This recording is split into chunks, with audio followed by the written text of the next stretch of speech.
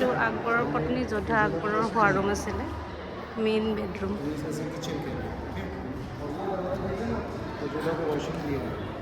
और ये guest room. 20 कदम आगे अपने इंडिया में कुछ त्यौहार आते हैं ना, ईद है, दीपावली, होली, तो मिडिल में डांसिंग हुई। अकबर के पास एक बीवी नहीं थी, अकबर के पास 3 बीवी थी। पहली बीवी उसकी आई रुकैया बेगम। रुकैया बेगम कौन थी? अकबर के चाचा की बेटी थी, जिसे कहते थे हिंदा, है ना। और दूसरी बीवी आई थी सलीमा बेगम, जो बैरम खां की वाइफ थी। और तीसरी वाइफ थी जोधा।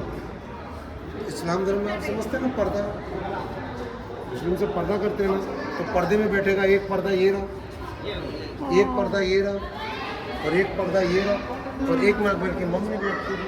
अकबर के पास सेवा करने वाली दासी और जॉब करते हैं, जिसे कहते हैं हरेम।